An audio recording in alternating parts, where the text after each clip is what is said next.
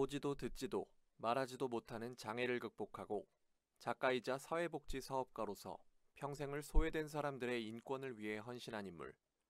많은 사람들이 헬렌 켈러에 대해 잘 알고 있지만 내 주변에도 수많은 헬렌 켈러들이 살고 있다는 사실을 아는 이는 많지 않습니다.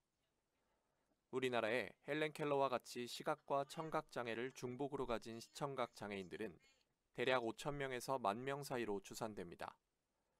추정치밖에 없는 까닭은 이들에 대한 정부의 공식 통계가 전무하기 때문입니다. 헬렌 켈러의 이름을 딴 시청각 장애인 지원법과 관련 시설을 마련하고 있는 미국과 달리 대한민국에서는 현재까지 시청각 장애를 별도의 장애 유형으로 분류하지 않고 있습니다. 우리나라 같은 경우는 이제 단순 중복으로 쳐서 주장애가 뭐냐를 따져요. 그러니까 예를 들면 농아인으로 살다가 시각이 약해지게 되면 주장애는 농아인이 돼요. 그렇게 되면 이제 예를 들면 뭐 활동지원사를 신청한다던가 또는 복지콜 택시 같은 거를 신청하면 이분들은 사용할 수가 없거든요. 이런 불편함들이 있는데 이제 그런 것들이 이제 장애의 다양성 굉장히 다양해요. 그리고 날 때부터 이제 시청각 장애로 태어난 아이들 같은 경우에는 교육할 수 있는 곳도 없고 날 때부터 선천적으로 태어난 아이들은 거의 그냥 병원에서 희귀 난치성 질환으로만 이렇게 하고 있어서 상황이 이렇다 보니 이들을 위한 적절한 서비스 또한 제공되지 않고 있어 시청각 장애인들은 일상생활에 많은 제약을 받습니다. 전체 장애인들 중에서도 시청각 장애인의 어려움은 두드러집니다.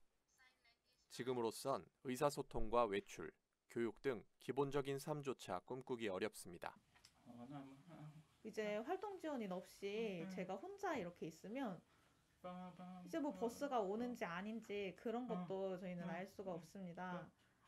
그래서 이제 농맹인들은 대중교통도 혼자 쉽게 이용할 수 없는 상황입니다. 전문가들은 시청각 장애를 시각과 청각 장애의 더하기가 아니라 곱하기 개념으로 봐야 한다고 지적합니다.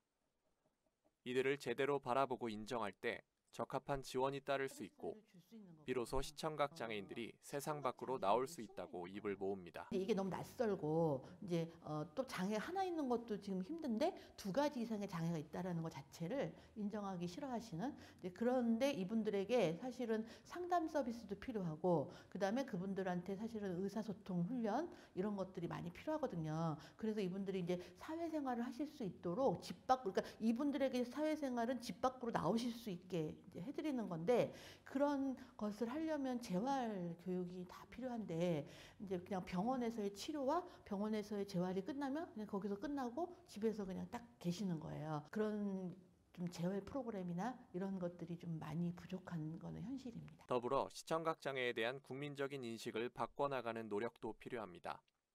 2019년 미랄복지재단은 국내 최초로 시청각 장애인 지원을 위한 헬렌 켈러 센터를 개소하고 시청각 장애인 인식 개선과 권리 증진을 위한 다양한 사업을 펼치고 있습니다.